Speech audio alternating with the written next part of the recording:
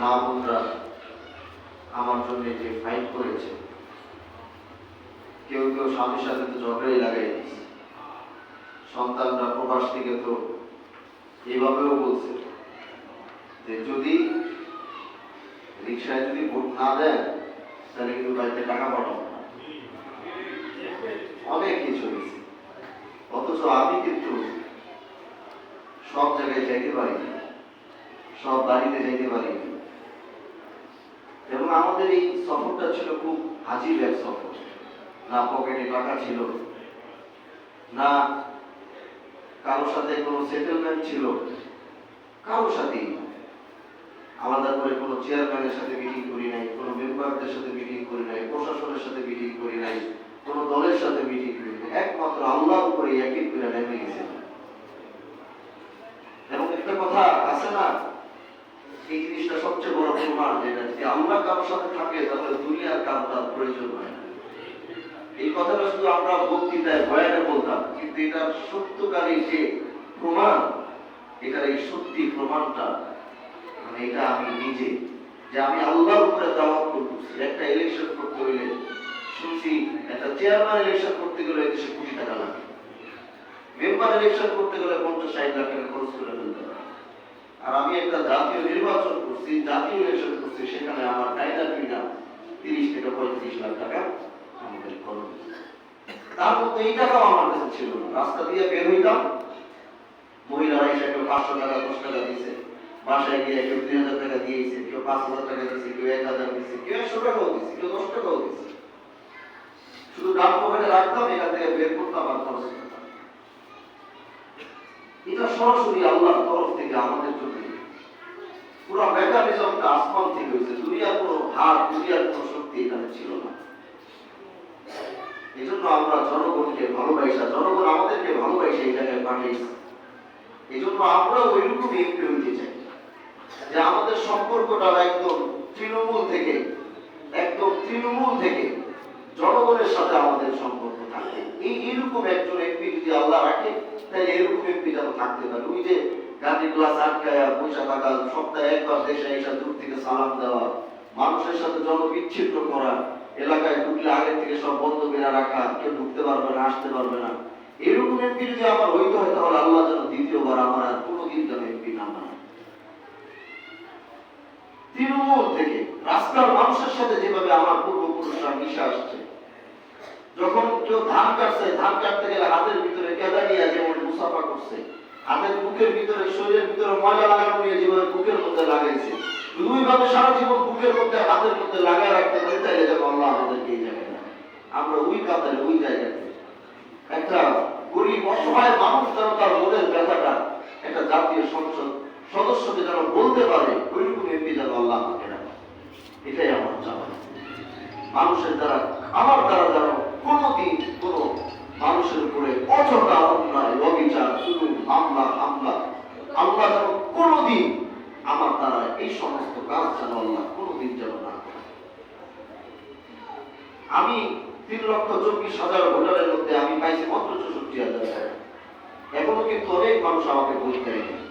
হয়তো তারা আমাকে চেনে নাই, হয়তো তারা আমাকে বুঝে নাই, হয়তো আমি কেমন তারা হয়তো জানতে পারে। এটা তার যার যার ব্যক্তিগত স্বাধীনতা, সে করতেই পারে।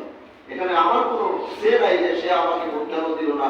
যেমন ওই দিন এক জায়গায় গেছি, বলতেছে যে হুজুর এই এলাকার মানুষ কিন্তু আপনার অনেক ভোট দিছে, পাস করাইছে, এই রাস্তাটা কিন্তু আপনার দেখ। তখন আমি তারা বললাম, এই নিয়ে ভোট আমাদের দিছে, এলাকার থেকে আমি ভালো ভোটে পাস করছি, দেখেছে রাস্তা করে দিব। আমি ওই ক্যাটাগরির মানুষ যে আমার একটা ভোট দেবে, যে এলাকার শুদ্ধ একজন মানুষ আমার ভোট দেয়, কিন্তু ওই এলাকার রাস্তা যদি খারাপ হয়, তাহলে যারা ভোট দিছে তাকে আগে ওই রাস্তা করবো যে আমার ভোট দেয়। যারা আমার ভোট দিছে এরা তো মানে চিনে যাবে, এরা তো জানে যে রাস্তা যেন কাউকে যেন খুলে দেবে। কিন্তু যারা ভোট দেয় এরা তো মনে করবে যে না, ভোট দেয় নাই, আমরা যারা ভোট দেয় নাই সরকার তাদের অধিকার, যারা ভোট দিছে এটা তাদের। আমি কি আমার বাপের টাকা দিয়ে রাস্তা করে দিব? বৈষম্য আমি করতে চাই না। বৈষম্য আমার পূর্বে কি হয়েছে না হয়েছে এগুলো জানি না, কিন্তু আল্লাহ যেহেতু আমাকে আপনাদের একজন জনপ্রতিনিধি বানাইছে, আমার কারণে এই এলাকায় কোথায় যেন কোনো বৈষম্য না থাকে,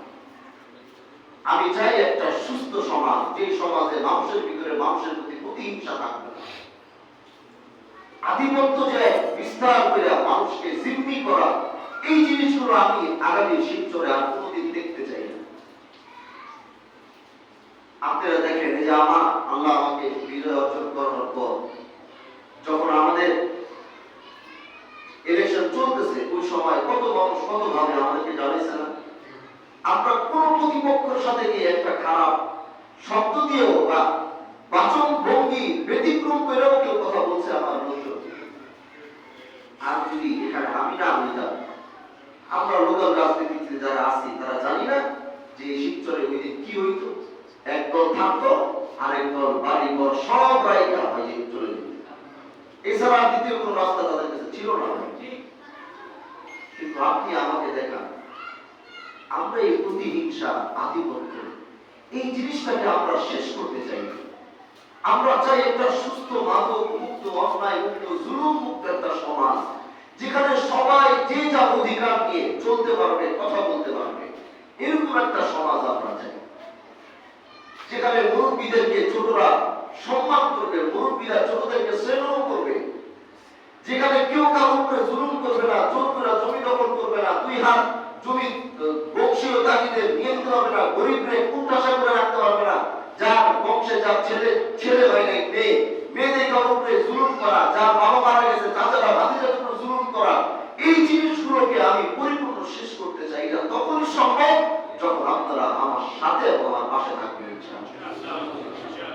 এখন বলেন, আমি যদি এরকম ভাবে চলতে চাই, আপনারা কি আমাকে সহযোগিতা করবেন? এই দেশের প্রতিটা সরকারি সেক্টরের দুর্নীতি আমি বন্ধ করবো যদি আল্লাহ আমাকে বাঁচায়, যদি আপনারা সাথে থাকেন। ভূমি অফিসে মানুষ অতিষ্ঠ হয়ে গেছে, জমি দলিল করতে গেলে মানুষ অতিষ্ঠ হয়ে গেছে।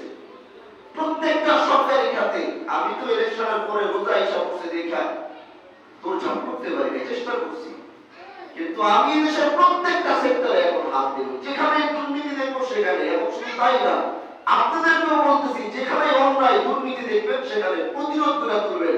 এখন প্রতিরোধ করলে আপনাকে আটকানোর মতো কেউ নাই। আগে তো মানুষ প্রতিবাদ করতে পারে, প্রতিবাদ করে আবার প্রতিবাদ করবো, রাইতায় বাসা ঝামেলা করবো, সাইড নিয়ে কুড়াল নিয়ে মারামারি করবো, প্রতিবাদ করার সাহস পাইনি। কিন্তু আলহামদুলিল্লাহ এখন আমি মানুষকে চেষ্টা করতেছি সেই বাক স্বাধীনতাটা মানুষের আসুক, মানুষ অন্যায় দেখলেই সেখানে দাঁড়ায় প্রতিবাদ করা শুরু করবে এবং তার সেই প্রতিবাদের কণ্ঠে গোটা শিবচরে জায়গা উঠবে। এরকম ভাবে সমাজটাকে পরিবর্তন করলে আগামীতে অন্যায় করার কেউ সাহস পাবে। রাস্তা যখন আমি ছাড়বো, আপনার এলাকায় রাস্তা আমি যখন করে দিব, এখন ওই রাস্তা তো আমি দাঁড়াই দেখে করে দিতে পারবো না, পারবো? কিন্তু আপনার দায়িত্ব থাকবে, আপনার রাস্তা যেখানে হইতেছে আমি কিন্তু তাকে পরিপূর্ণ টাকা দিয়ে দিচ্ছি। এই রাস্তার বাবদ 100% রাস্তাটা ভালো থাকার জন্য যে অ্যামাউন্টটা সরকার দিচ্ছে, এটা আমি আমার মাধ্যমে তাকে দিয়ে দিচ্ছি।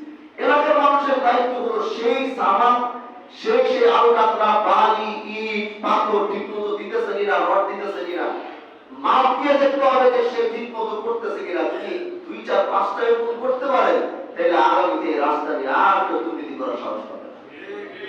আপনার এলাকা থেকে আপনার বুঝে নিতে হবে যে এই বিষয়ের মাধ্যমে সরকারি ভাবে যে রাস্তাটা আমি পাইছি, আমার দায়িত্ব এখন এই রাস্তাটা কিভাবে ভালো মতো হইতেছে কিনা, নাকি এমপি সাহেবের কাছ থেকে 30 লাখ টাকা আইনা ভাগাভাগি করে সব দিয়ে 2 লাখ টাকা খরচ করতেছে কিনা, এটা আপনার দেখতে হবে। আপনি প্রতিবাদ উঠাবেন, খবর আমার কাছে চলে যাবে। বুঝেন নাই মনে হয়? এইভাবে আমাদের সমাজটাকে আস্তে আস্তে আস্তে আস্তে পরিবর্তন, পুরো বাংলাদেশ কি করবো জানি না। আল্লাহ আমাদেরকে এই শিবচর উপজেলাটা দিয়েছে, আমরা এটাকে একটা রোল মডেল বানাই পুরো বাংলাদেশের সামনে। পুরো বাংলাদেশ দেখুক আমাদের দ্বারা আমাদের সরকারি অফিসগুলো কেমনে চলে, আমাদের ভূমি অফিস কেমনে চলে, আমাদের সরকারি স্কুল কলেজ কেমনে চলে, ইউনিভার্সিটি কেমনে চলে, আমাদের ইউনো অফিস কেমনে চলে, আমাদের সরকারি দপ্তরগুলো কেমনে চলে। আমরা এটাকে চাইলে একটা রোল মডেল বানায় দেখি না। সমাজে আল্লাহর কসম করে বলতেছি, এখনো ভালো মানুষের সংখ্যা বেশি, খারাপ মানুষের সংখ্যা কম। কিন্তু খারাপ মানুষের জোরটা এই জন্য ছিল যে খারাপ মানুষের সাথে তখন আমাদের মতো এমপি, মন্ত্রী বা আমাদের মতো মানুষগুলা তাদেরকে শেল্টার দিয়েছে, এই জন্য খারাপ মানুষের সংখ্যা কম ছিল, আওয়াজ বেশি ছিল। কিন্তু এখন তো আপনাদের এমপি আর খারাপ মানুষের শেল্টার দিবে না। আপনাদের এমপি কি যে বাবা বিক্রি করে, বাবা দিলা তারা শেল্টার দিবে? যে জমি দখল করে তারা শেল্টার দিবে? যে মানুষের উপর অন্যায় করে তাকে শেল্টার দিবে? তাহলে তো এখন ভালো মানুষের কণ্ঠটা বাড়ানোটা, খারাপ মানুষের কণ্ঠটা নিচে হবে। কি বলেন ইনশাআল্লাহ। আমরা এইভাবেই একসাথে সমাজ আমরা পরিবর্তন করবো যদি আমরা চাই। আমার জন্য খাস করে দোয়া করবেন, আল্লাহ যেন আমাকে সুস্থ রাখে, আমার বংশের আদর্শ ঐতিহ্য এগুলো যেন আমি ধরে রাখতে পারি, তার মতো তাদের মতো যেন মানুষদের আমার এলাকার সবাইকে সাথে নিয়ে পাশে নিয়ে আমি এক বলেছি আমি কোনো দলের এমপি না, আমি গোটা শিবচরের মানুষের। এখানে অনেকে অনেক দল করছে, একজন অন্য কেউ দল করছে বইলা তারা দূরে সরাই দিব, তার খোঁজ খবর রাখবো না, তাই বঞ্চিত করবো, এই অধিকার আল্লাহ আমাকে দেয়। এজন্য ভাই আমার, আমি গোটা শিবচরের সবার দুঃখে সুখে, হ্যাঁ আমি তার শত্রু যে অন্যায় করবে আমি তাকে প্রশ্রয় দিব, যে অবিচার করবে, যে দুর্নীতি করবে, ঝামেলা করবে, আমি তাদের শত্রু। আল্লাহ কসম করে বলতেছি, ভালো মানুষের বন্ধু হচ্ছে আমি, দেখেন আপনি। এজন্য আমরা আমাদের পূর্বপুরুষের সে আদর্শকে সামনে রেখে আমার এমপির পরিচয় পরে আমি মিয়া বাহাদুরপুরের বংশের একজন সন্তান, এই পরিচয় শিবচরে আগে আমার এমপির পরিচয় এটা পরে, এটা আপনারা আমাকে একটা দায়িত্ব দিচ্ছেন, এটা আলাদা। কিন্তু আমি দুদুমিয়া রহমতুল্লাহ আলাইহির নাতি, এই বীর পরিবারের সন্তান, এটা হচ্ছে আমার এই শিবচরের প্রথম পরিচয়। আর যদি বাইরে যাই তখন আমার পরিচয় আসবে যে মাদারীপুর এক আসনের সংসদ সদস্য, কিন্তু এই শিবচরে আমার পরিচয় আগে আমি এই বাহাদুরপুরের সন্তান।